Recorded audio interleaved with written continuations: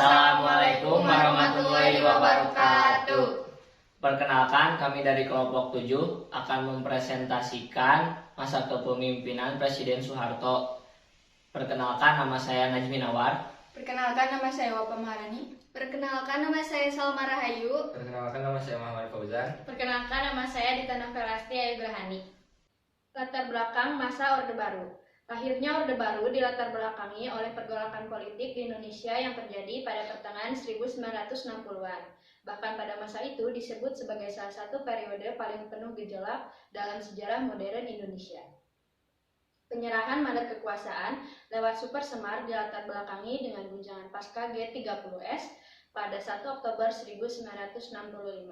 Demokrasi terpimpin Soekarno pun melemah akibat tudingan tentara bahwa Partai Komunis Indonesia merupakan dalang di balik peristiwa pembunuhan 7 jenderal tersebut. Tuduhan tersebut tentu memicu amarah dari para pemuda anti komunis.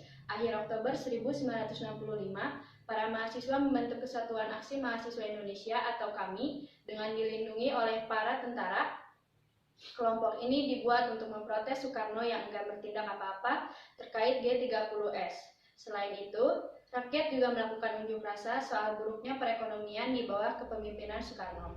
Pasalnya, memasuki 1966, inflasi telah mencapai 600% lebih. Melihat situasi tersebut, Soekarno juga tidak memberi tanggapan apa-apa terkait suara rakyat.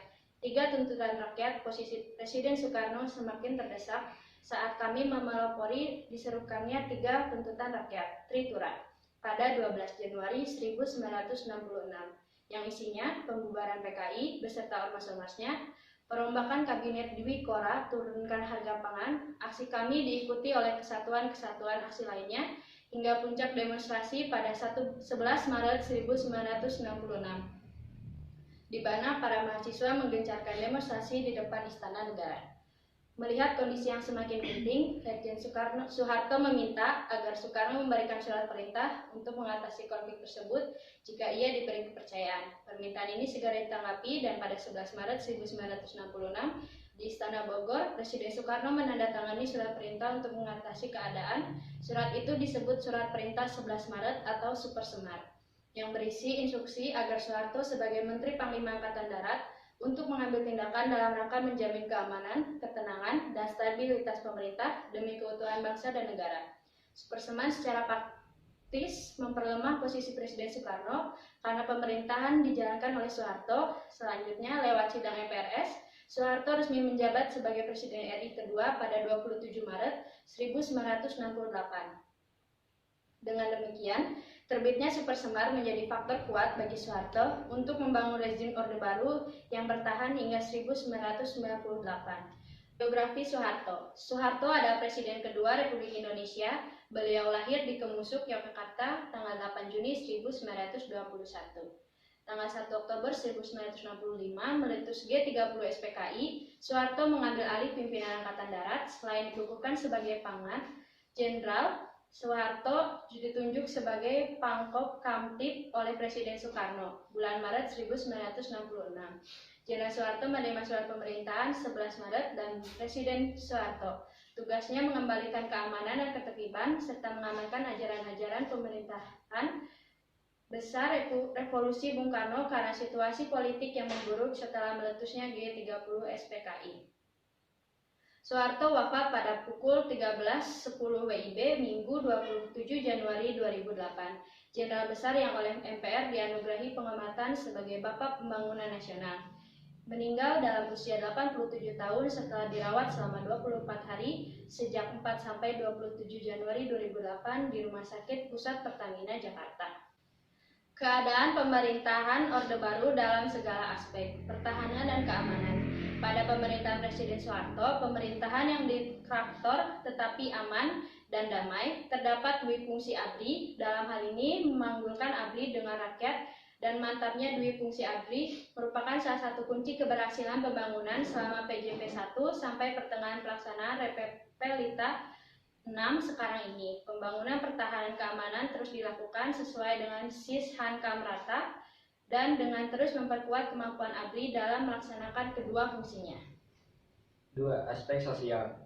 Adanya kesenjangan sosial yang mencolok antara orang kaya dan orang miskin. Namun, ada kebijakan-kebijakan yang baik seperti transmigrasi dan keluarga berencana, adanya gerakan memerangi buta huruf, munculnya gerakan wajib belajar, dan gerakan nasional orang tua asuh. Pengembangan hukum adat sebagai hukum nasional bertolak dari paham Savignian yang menganggap bahwa hukum itu tak mungkin dibuat dan dibebankan dari atas sebagai atau tidak sebagai sarana perekayasa sosial, melainkan akan dan harus tumbuh berkembang seiring dengan berkembangnya masyarakat itu sendiri. Namun, justru dengan konsep ini, para ahli hukum adat rupanya kesulitan ketika harus menyatukan hukum-hukum adat yang ada di Indonesia, mengingat banyaknya latar belakang sosial budaya masyarakat Indonesia. Sampai saat penyusunan konsep suatu sistem hukum nasional, para ahli hukum adat baru siap dengan statement bahwa hukum adat merupakan salah satu sumber yang penting untuk memperoleh bahan-bahan bagi pembangunan hukum nasional yang menuju kepada unifikasi hukum. Akan tetapi, dalam kehidupan sosial mereka mulai membuka diri dan mau peduli terhadap lingkungan di sekitarnya. 3. Aspek politik. Surat Perintah 11 Maret Supersman tahun 1966 merupakan dasar legalitas dimulainya pemerintahan Orde Baru di Indonesia. Orde Baru merupakan tatanan seluruh kehidupan rakyat, bangsa dan negara yang diletakkan pada kemurnian pelaksanaan Pancasila dan Undang-Undang Dasar 1945. Dan juga dapat dikatakan bahwa Orde Baru merupakan koreksi terhadap penyelewengan pada masa lampau dan berusaha untuk menyusun kembali kekuatan bangsa untuk menumbuhkan stabilitas nasional guna mempercepat proses pembangunan bangsa. Melalui ketetapan MPRS nomor 13 /MPRS/1966, Letjen Soeharto ditugaskan oleh MPRS untuk membentuk Kabinet Ampera. Berdasarkan keputusan Presiden nomor 163 tanggal 25 Juli 1966, dibentuklah Kabinet Ampera. Dalam kabinet baru tersebut, Soekarno tetap sebagai presiden dan sekaligus menjabat sebagai pimpinan kabinet. Tetapi ketika Kabinet Ampera dirombak pada tanggal 11 Oktober 1966, jabatan presiden tetap dipegang Soekarno dan Letjen Soeharto diangkat sebagai Perdana Menteri yang memiliki kekuasaan eksekutif dalam Kabinet Ampera yang disempurnakan. Sesuai dengan ketetapan MPRS nomor 13 /MPRS/1966 menyebabkan kekuasaan pemerintahan di tangan Soeharto semakin besar sejak awal tahun 1967. Pada 10 Januari 1967, Presiden Soekarno menyerahkan pelengkap pidato pertanggungjawaban presiden yang disebut Penawaksara tidak diterima oleh MPRS berdasarkan keputusan pimpinan MPRS nomor 13/B/1967 dan pada tanggal 20 Februari diumumkan tentang penyerahan kekuasaan kepada pengemban ketetapan MPRS nomor 9/MPRS/1966 sebagai tindak lanjut. Lembaga tertinggi negara ini mengeluarkan ketetapan nomor 23/MPRS/1967 tertanggal 12 Maret 1967 yang secara resmi mencabut seluruh kekuasaan pemerintah negara dari Presiden Soekarno dan mengangkat Soeharto sebagai pejabat Presiden Republik Indonesia. Dan pada tanggal 27 Maret 1968, Soeharto diangkat sebagai Presiden Republik Indonesia berdasarkan ketetapan MPRS nomor 44/MPRS/1968. Sampai Presiden lama, langkah-langkah yang dilakukan adalah A. Pembentukan Kabinet Pembangunan Ampera, yakni 1. Memperbaiki kehidupan rakyat terutama di bidang sandang dan pangan. 2. Melaksanakan pemilihan umum waktu yang ditetapkan tanggal 5 Juli 1968. 3. Melaksanakan politik luar negeri yang bebas aktif untuk kepentingan nasional. 4. Melanjutkan perjuangan anti-imperialisme dan kolonialisme dalam segala bentuk dan manifestasinya. 5. Setelah MPRS pada tanggal 27 Maret 1968 menetapkan Soeharto sebagai Presiden RI untuk masa jabatan 5 tahun. B. Pembubaran PKI dan organisasi masanya. 1. Membubarkan PKI pada tanggal 12 Maret 1966 yang diperkuat dengan ketetapan MPRS nomor 9/MPRS/1966. 2. Menyatakan PKI sebagai organisasi terlarang di Indonesia. 3. Pada tanggal 8 Maret 1966 mengamankan 15 orang menteri yang dianggap terlibat gerakan 30 September 1965. C. Penyederhanaan partai politik. 1. Partai Persatuan Pembangunan PP yang merupakan gabungan dari NU, Parmusi, PSII, dan PERTI. 2. Partai Demokrasi Indonesia atau PDI yang merupakan gabungan dari PNI, Partai Katolik, Partai Murba, IFKI, dan Parkindo. 3. Golongan karya.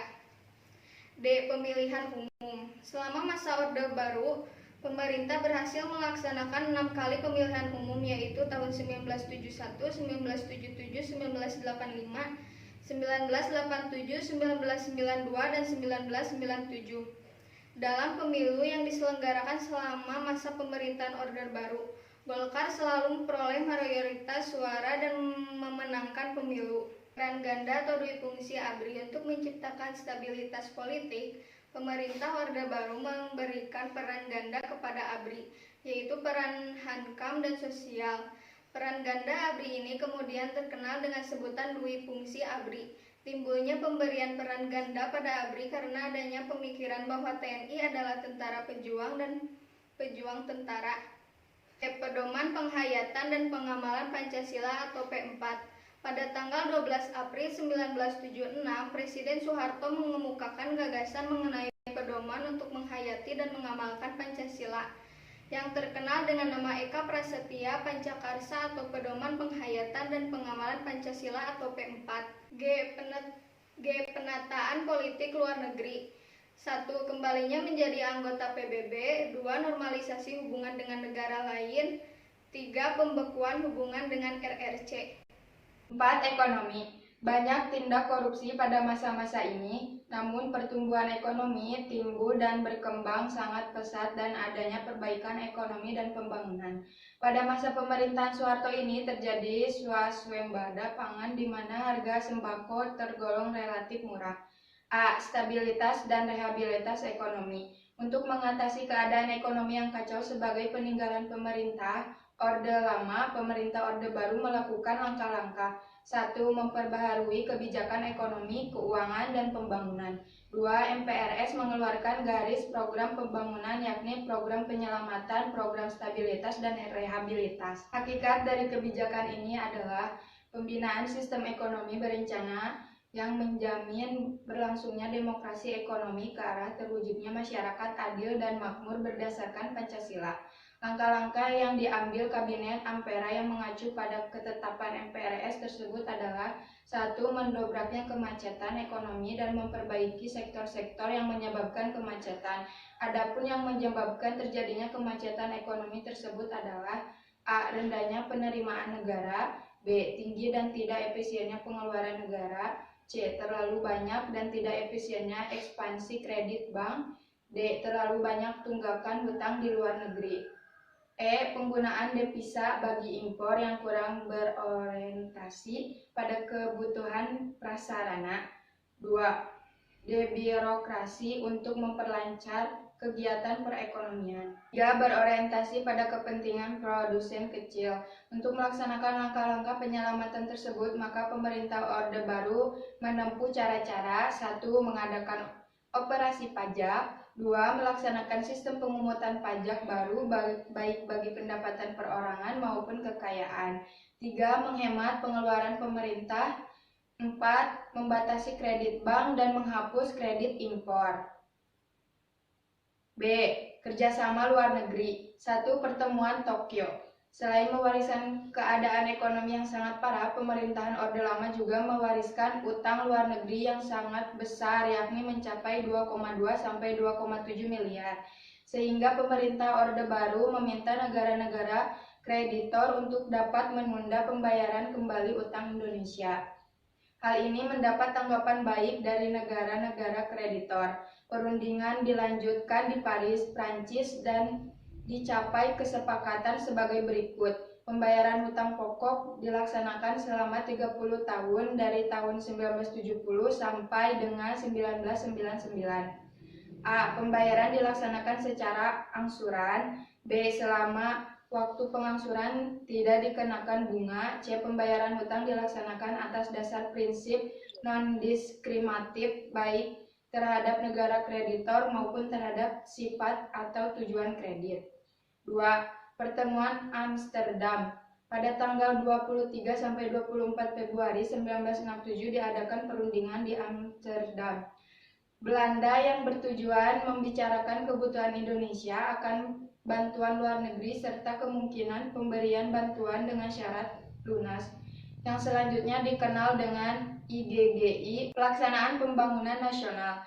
Seperti telah disebutkan di muka bahwa pembangunan nasional direalisasikan melalui pembangunan jangka pendek dan pembangunan jangka panjang, dan pembangunan jangka pendek dirancang melalui program pembangunan 5 tahun pelita. Selama masa Orde Baru, pemerintahan telah melaksanakan 6 pelita, yaitu pelita 1, pelita 2, pelita 3, pelita 4, dan pelita 5 dan 6. Kelebihan dan kekurangan masa pemerintahan Soeharto. 1. Kelebihan. A. Perkembangan GDP per kapita Indonesia yang pada tahun 1968 hanya 70 US dollar dan pada 1996 telah mencapai lebih dari 1000 US dollar. B. Kemajuan sektor migas. Puncaknya adalah penghasilan dari migas yang memiliki nilai sama dengan 80% ekspor Indonesia. Dengan kebijakan itu, Indonesia di bawah Orde Baru bisa dihitung sebagai kasus sukses pembangunan ekonomi. Keberhasilan Pak Harto membenahi bidang ekonomi sehingga Indonesia mampu berswasembada pangan pada tahun 1980-an. C. Swasembada beras. Saat itu Indonesia menjadi pengimpor beras terbesar di dunia. Namun oleh Soeharto ini dijadikan motivasi untuk menjadikan Indonesia sebagai lumbung beras dunia. Puncaknya adalah ketika pada 1984 Indonesia dinyatakan mampu mandiri dalam memenuhi kebutuhan beras atau mencapai swasembada pangan. Prestasi itu membalik kenyataan dari negara agraria yang mengimpor beras. Kini Indonesia mampu mencukupi kebutuhan pangan di dalam negeri.